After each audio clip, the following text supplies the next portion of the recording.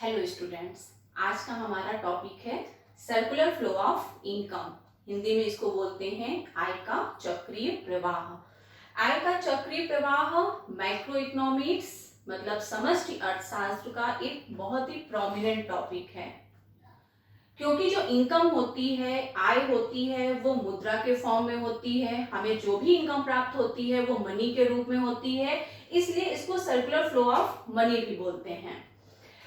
Circular flow of money का मतलब होता है कि सर्कुलर फ्लो का मतलब होता है चक्रीय प्रवाह, इनकम का मतलब हुआ आय। या फिर अगर हम मनी यूज कर रहे हैं तो सर्कुलर फ्लो ऑफ मनी या फिर सर्कुलर फ्लो ऑफ इनकम, इसका मतलब ये हुआ कि जो आय है वो अर्थव्यवस्था में एक चक्रीय फॉर्म में घूम रही है। जैसे कि एक चक्र होता है, एक पहिया होता है, वो निरंतर चलता रहता है। तो ये कॉन्सेप्ट ये कहना चाहता है, ये क्लियर करता है कि जो आय होती है वो अर्थव्यवस्था के विभिन्न सेक्टर्स के बीच में या फिर विभिन्न व्यक्तियों के बीच में निरंतर चलती रहती है। यही है सर्कुलर फ्लो ऑफ इनकम। इस कॉन्सेप्ट में समझना ये है कि जो आय है वो अर्थव्यवस्था के किन सेक्टर्स के बीच में घूमती रहती है, निरंतर चलती रहती है और किस फॉर्म में चलती रहती है। तो इसको समझने के लिए मैंने पहले से ही डायग्राम ड्रा कर रखा है। किसी भी अर्थव्यवस्था में दो प्रमुख क्षेत्र होते हैं, दो सेक्टर्स होते हैं। एक जिसको बोलते हैं हाउस होल्ड सेक्टर, जिसको बोलते हैं हिंदी में घरेलू क्षेत्र। घरेलू क्षेत्र का मतलब हुआ जहां पे वस्तुओं का उपभोग होता है, यानी कि हम और आप, हमें और आपको जब वस्तुएं और सेवाएं लेनी होती हैं तो हम क्या करते हैं, हम मार्केट में जाते हैं, उसके लिए पेमेंट करते हैं और वो वस्तुएं और सेवाएं हमें प्राप्त हो जाती हैं। तो जो हाउस होल्ड सेक्टर है वो वस्तुओं और सेवाओं का उपभोग करता होता है।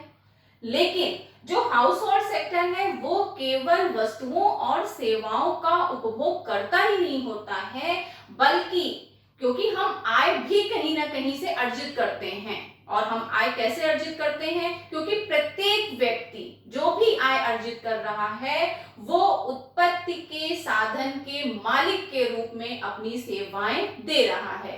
उत्पत्ति के साधन भूमि, श्रम, पूंजी, साहस और संगठन। अगर मैं एज ए टीचर अपनी सेवाएं दे रही हूं तो मैं अपना श्रम दे रही हूं, अपना मानसिक श्रम दे रही हूं। तो मानसिक श्रम के बदले में मुझे सैलरी पे हो रही है। तो प्रत्येक व्यक्ति जो भी आय का अर्जन कर रहा है वो उत्पत्ति के संसाधनों के मालिक के रूप में ही अपनी सेवाएं देता है। जिसके पास जमीन है ज्यादा, किसी के पास पैसा है ज्यादा, तो जमीन है तो वो अपनी जमीन किराए पे देता है और उसके बदले में किराया प्राप्त करता है। जिसके पास कैपिटल है वो अपनी पूंजी देता है और उसके बदले में ब्याज प्राप्त करता है।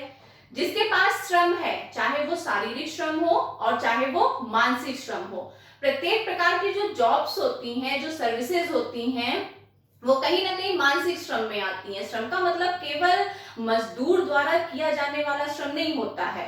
प्रत्येक व्यक्ति जो भी अपनी सेवाएं दे रहा है वो चाहे शारीरिक हो चाहे मानसिक हो, उसको इकोनॉमिक्स में हम लेबर में ही रखते हैं। या फिर एक व्यक्ति होता है जो साहस करता है सभी उत्पत्ति के संसाधनों को इकट्ठा करके एक व्यापार करने का और उसके बदले में वो प्रॉफिट गेन करता है। तो जो हाउस होल्ड सेक्टर होता है इकोनॉमी का, वो उत्पत्ति के साधनों के मालिक के रूप में आय भी प्राप्त करता है और जो वस्तुओं और सेवाओं का उपभोग करता भी होता है। दूसरा जो सेक्टर होता है वो होता है इंडस्ट्रियल सेक्टर, जिसको बोलते हैं औद्योगिक सेक्टर, औद्योगिक इकाई। औद्योगिक इकाई अर्थव्यवस्था की वह इकाई होती है जो वस्तुओं और सेवाओं का उत्पादन करता होता है, यानी कि यहाँ पे वस्तुएं और सेवाएं बनती हैं और यहाँ पे वस्तुओं और सेवाओं का उपभोग होता है। समझने वाली बात यह है कि हाउस होल्ड सेक्टर केवल उपभोग करता ही नहीं होता है, बल्कि वो उत्पत्ति के साधनों का मालिक भी होता है। अगर यहाँ पे वस्तुएं बन रही हैं, भूमि, श्रम, पूंजी, साहस और संगठन चाहिए, तो उसकी सप्लाई कहाँ से होगी? कौन से लोग उसकी सप्लाई करेंगे? वो हाउस होल्ड सेक्टर के ही तो व्यक्ति होंगे, हम और आप ही तो होंगे। हम ही आप तो बाहर जा करके काम भी करते हैं, पैसा अर्न करते हैं, और हम ही आप केवल पैसा ही नहीं अर्न करते हैं बल्कि उसको वस्तुओं और सेवाओं पे खर्च भी करते हैं। ऐसा तो है नहीं कि जो इनकम किसी व्यक्ति को प्राप्त होती है वो घर में आकर के वो रख देता है। हम वस्तुएं और सेवाओं का उपभोग करते हैं और उनकी कीमतों के रूप में वो पैसा इंडस्ट्रियल सेक्टर को वापस करते हैं। मतलब न केवल हम उत्पत्ति के संसाधनों के मालिक होते हैं ये हाउस होल्ड सेक्टर, बल्कि वो वस्तुओं और सेवाओं का उपभोग करता भी होता है। जबकि जो इंडस्ट्रियल सेक्टर होता है यह अर्थव्यवस्था का वह क्षेत्र होता है जहां पे वस्तुओं और सेवाओं का उत्पादन होता है, उनका निर्माण होता है। अब जो हाउस होल्ड सेक्टर है, अब पहले आप इस फिगर को देखिए, केवल जो अंदर वाला एरो है, इस डायग्राम में सारा काम केवल इन एरोस का है। ये एरोस बिल्कुल भी गलत नहीं हो सकते हैं। House hold sector, factor market, factor market का मतलब होता है साधन बाजार। साधन बाजार का मतलब ये होता है कि जैसे मान लीजिए किसी व्यक्ति के पास पैसा है तो वो पैसा किसी न किसी वित्तीय संस्था या बैंक के माध्यम से ही तो किसी निजी व्यक्ति तक पहुंचेगी। अगर वो अपना पैसा ब्याज पे उठाना चाहता है तो वो क्या करेगा? वो जाकर के अपना पैसा बैंक में डिपॉजिट करेगा और बैंक लोन के रूप में उस पैसे को किसी भी इन्वेस्टर्स को दे देगी।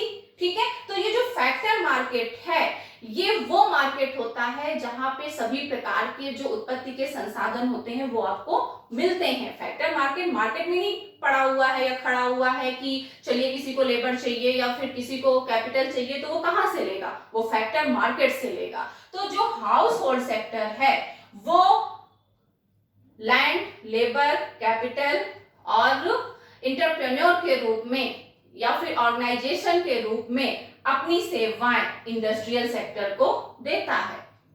क्लियर?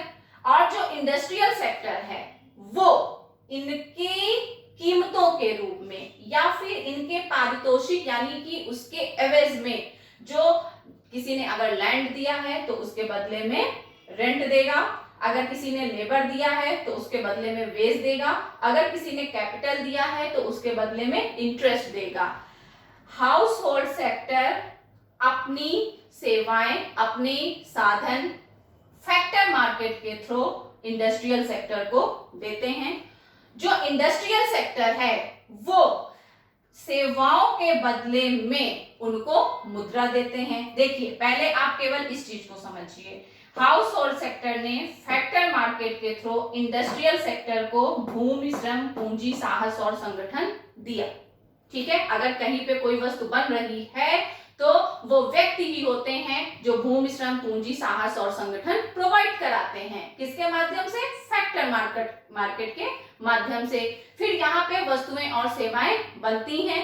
ठीक है, वस्तुएं और सेवाएं यहाँ बनेंगी तो वो किसी ना किसी मार्केट के थ्रू हमको मिलती हैं। ऐसा नहीं है कि अगर हमें पार्ले जी बिस्किट लेना है तो हम पार्ले जी की कंपनी पहुंच जाते हैं, वो मार्केट में आता है। That is product market. कोई ना कोई उसका मार्केट होगा, चाहे वो कि कोई भी वस्तु हो।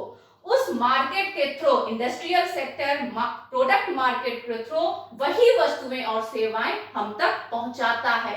पहले हम ही आप होते हैं जो भूमि, श्रम, पूंजी, साहस और संगठन के रूप में इन वस्तुओं और सेवाओं का निर्माण करते हैं और उसके बाद वो हम ही आप होते हैं जो इन वस्तुओं और सेवाओं का उपभोग करते हैं। इतनी बात क्लियर है?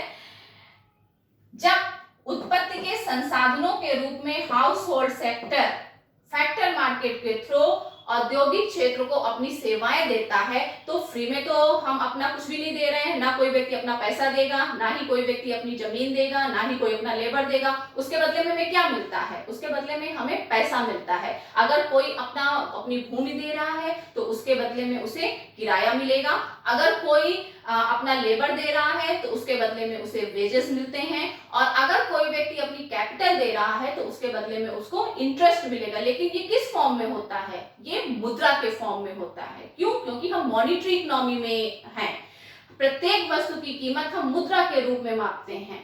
क्लियर? तो जब house hold sector factor market के थ्रू इंडस्ट्रियल सेक्टर को उत्पत्ति के संसाधन देता है तो उसके कीमत के रूप में इंडस्ट्रियल सेक्टर, देखिए जब हाउस होल्ड सेक्टर ने इसके थ्रू इसको दिया तो ये एरो ऐसे आएंगे, ये ऐसे क्यों, क्योंकि इसने इसके माध्यम से इसको दिया, हालांकि इस एरो की यहां नीड नहीं है, ठीक है, इसने इसके माध्यम से इसको दिया, ठीक। फिर इंडस्ट्रियल सेक्टर ने, ये देखिए इस फैक्टर मार्केट के थ्रू ही इसको उसका पारितोषिक उसकी आय दी, ठीक है। ये हाफ फिगर आई थिंक आपको क्लियर है। फिर जब यहाँ पे वस्तुओं और सेवाओं का निर्माण होता है तो प्रोडक्ट मार्केट के थ्रू वो हाउस होल्ड सेक्टर को पहुंच जाता है। कोई भी वस्तु और सेवा हमें फ्री में नहीं मिलती है, हम प्रत्येक वस्तु और सेवा के लिए कीमतों का भुगतान करते हैं। तो उत्पत्ति के साधनों के मालिक के रूप में जो आय हमें प्राप्त हुई थी, वही आय, वही मुद्रा, ये देखिए जो मनी हमें प्राप्त हुई थी मनी फॉर्म में, वही मुद्रा हमने इन्हीं वस्तुओं और सेवाओं के क्रय पर या फिर उनकी कीमतों के रूप में उनको वापस कर दिया। तो ये जो बाहर वाला चक्र है ये कहीं ना कहीं सर्कुलर फ्लो ऑफ मनी को दिखा रहा है। पहले हाउस होल्ड सेक्टर ने जब इंडस्ट्रियल सेक्टर को भूमि, श्रम और पूंजी दी तो इंडस्ट्रियल सेक्टर ने इसको आय दी, मुद्रा दी, ठीक है। उसके बाद जब ये सेक्टर वस्तुओं और सेवाओं को क्रय करता है, उनका उपभोग करता है, तो जो आय इस सेक्टर को प्राप्त हुई थी वही आय पुनः इंडस्ट्रियल सेक्टर को वस्तुओं और सेवाओं की कीमतों के रूप में वापस कर दी जाती है। तो ये एक फ्लो है, कभी इनकम हाउस होल्ड सेक्टर के पास है, कभी इंडस्ट्रियल सेक्टर के पास है। जब ये अपनी सेवाएं दे रहा है तो ये इसको उसका प्राइस पे कर रहा है, और जब यही सेक्टर उन्हीं वस्तुओं और सेवाओं का क्रय कर रहा है जिनका उन्होंने निर्माण किया है, जिनका उन्होंने प्रोडक्शन किया है, तो उसकी कीमतों के रूप में हाउस होल्ड सेक्टर जो आय अर्जित कर चुका है उसको पुनः इंडस्ट्रियल सेक्टर को वापस कर देता है। तो जो अर्थव्यवस्था के दो अंग हैं, हाउस होल्ड सेक्टर और इंडस्ट्रियल सेक्टर, इनके बीच में बराबर रिसीप्ट्स एंड पेमेंट्स का एक फ्लो चलता रहता है। जैसा कि आरजी लिप्से ने अपनी डिफिनीशन में कहा भी है, the circular flow of income is the flow of payments and receipts between domestic firms and domestic house hold, यानी कि घरेलू क्षेत्र जो उपभोग करता है और घरेलू फर्म्स जहां पे वस्तुओं और सेवाओं का निर्माण होता है, उन दोनों के बीच में भुगतान और प्राप्तियों के रूप में निरंतर आय का चक्रीय प्रवाह चलता रहता है। तो ये जो आय है, जो जितनी भी इकोनॉमी में आय होती है, मनी होती है, वो कभी इस सेक्टर के पास होती है और कभी इस सेक्टर के पास होती है, और इकोनॉमी में ये चक्र निरंतर चलता रहता है। यहाँ पे ये सपोज कर लिया गया है कि जितनी आय हाउस होल्ड सेक्टर को मिलती है वो पूरी की पूरी व्यय कर दी जाती है उन वस्तुओं और सेवाओं के क्रय पर जिनका इंडस्ट्रियल सेक्टर में निर्माण हुआ है, तभी तो ये चक्र चलेगा। अगर इस सेक्टर ने अपनी आय पूरी की पूरी खर्च नहीं की तो वो लीकेज हो जाते हैं, जिसके बारे में हम आगे डिस्कस करेंगे। पहले जो प्रोमिनेंट है, जो सबसे इंपॉर्टेंट है, वो ये समझना है कि what is circular flow of income. तो दो सेक्टर्स होते हैं इकोनॉमी में, house hold sector, industrial sector, और दोनों के बीच में आय का चक्रीय प्रवाह यानी कि आय निरंतर घूमती रहती है। क्लियर? अब एक चीज यहाँ पे आप इसको ऐसे भी समझ सकते हैं, अपने लास्ट वीडियो में जब हमने आपसे बात की थी मेजरमेंट ऑफ नेशनल इनकम, तो वहां पे हमने आपसे कहा था जीएनपी बराबर जीएनआई बराबर जीएनई होता है, क्योंकि वहां पर तीन ही मेथड थे, उत्पादन विधि, आय विधि और व्यय विधि। अब यहाँ पे देखिए आप, यहाँ पे जब उत्पादन हो रहा है, ठीक है, उत्पादन कहाँ हो रहा है? इंडस्ट्रियल सेक्टर में हो रहा है। उत्पादन के कारण, प्रोडक्शन के कारण ही तो आय सृजित हो रही है। जब प्रोडक्शन हो रहा है तभी तो आय सृजित हो रही है। किस फॉर्म में? रेंट के फॉर्म में, इंटरेस्ट के फॉर्म में और वेजेस के फॉर्म में या फिर प्रॉफिट के फॉर्म में। जब ये आय सृजित होती है तो ये आय पूरी की पूरी व्यय कर दी जाती है। तो अर्थव्यवस्था में जितना उत्पादन हुआ उतनी ही आय सृजित हुई और उतना ही व्यय हुआ। इसीलिए कहा जाता है कि प्रोडक्शन सृजित करता है इनकम को और इनकम के कारण होता है एक्सपेंडिचर, यानी कि अर्थव्यवस्था में व्यय होगा। इसका मतलब है कि मांग जनरेट हो रही है, मांग होगा तो पुनः सप्लाई होगा, यानी कि प्रोडक्शन होगा, प्रोडक्शन होगा तो पुनः आय सृजित होगी, आय सृजित होगी पुनः उसको व्यय किया जाएगा, यानी कि डिमांड होगी, डिमांड होगी और पुनः उत्पादन होगा। तो प्रोडक्शन, इनकम और एक्सपेंडिचर का ये चक्र निरंतर अर्थव्यवस्था में चलता रहता है। और हम ये मानते हैं कि जो प्रोडक्शन की कास्ट है, यानी कि जितना प्रोडक्शन हुआ है उसकी जो वैल्यू है वो बराबर होगा इनकम की वैल्यू के और ये बराबर होगा एक्सपेंडिचर की वैल्यू के। अगर आपका प्रोडक्शन 5,000 रुपए का है इकोनॉमी में तो इनकम भी 5,000 की जनरेट होगी। कैसे? क्योंकि जो प्रोडक्शन है वो साधन लागत पे हम मापते हैं। ठीक है, तो साधन क्या है? यही साधन है आपके भूमि, श्रम, पूंजी, साहस और संगठन, यानी कि 5,000 के बराबर की आय इस सेक्टर को दी गई है। अब इस सेक्टर ने वो 5,000 पूरे खर्च किए हैं। अब जब खर्च किए हैं इसका मतलब है कि फिर से प्रोडक्शन होगा तो ये पुनः प्रोडक्शन होगा। आई होप कि आपको इतना समझ में आ गया होगा। हम आपको इसको एक एग्जांपल से भी समझाते हैं कि प्रोडक्शन और इनकम, एक्सपेंडिचर कैसे एक दूसरे के सिमिलर होते हैं। जो प्रोडक्शन होता है अर्थव्यवस्था में, हम ये मानते हैं कि प्रोडक्शन के बराबर ही आय सृजित हुई है और जितनी आय सृजित हुई है उतना ही एक्सपेंडिचर पूरा का पूरा वस्तुओं और सेवाओं के क्रय पे कर दिया गया है। इसको आप ऐसे समझ लीजिए, ये जो चीज लिखी हुई यही हम यहाँ लिख रहे हैं, जीएनपी, जीएनआई और GNE, gross national product, gross national income, gross national expenditure, production, income, expenditure, जो अभी इसके पहले यहाँ पे लिखा हुआ था वही बात हम कर रहे हैं। हम ये मान रहे हैं कि मान लीजिए एक इकोनॉमी में 5,000 के बराबर प्रोडक्शन किया गया है। ठीक है, अब जब 5,000 रुपीज के बराबर प्रोडक्शन हुआ है तो इसका मतलब यही तो निकल के आता है कि इसकी लागत के रूप में भूमि, श्रम, पूंजी, साहस और संगठन को 5,000 रुपए पे किए गए होंगे। तो हम ये मान लेते हैं कि मान लीजिए 1,000 रुपए दिया गया रेंट, ठीक है, 1,500 रुपए दिया गया मान लीजिए लेबर वेजेस के फॉर्म में, ठीक है, मान लीजिए 750 रुपए दिया गया इंटरेस्ट के फॉर्म में, यानी कि जो पूंजी यूज की गई है उसके ब्याज के रूप में, ठीक, और ये मान लीजिए कि 1750 यानी कि 1,750 रुपए ये प्रॉफिट के रूप में लिया गया। अब आप इसको काउंट करिए, 0 0 14 5 19 प्लीज कर 0 और 3 2 5 5,000, ठीक। अब ये 5,000 क्योंकि इनकम के फॉर्म में है और हम ये मान लेते हैं कि जो व्यय हुआ है, मान लीजिए 3,500 व्यय हुआ है गुड्स पे और जो बचा हुआ है 1,500 वो आपका सर्विसेज के रूप में खर्च हुआ है, ठीक। ये भी आप काउंट कर लीजिए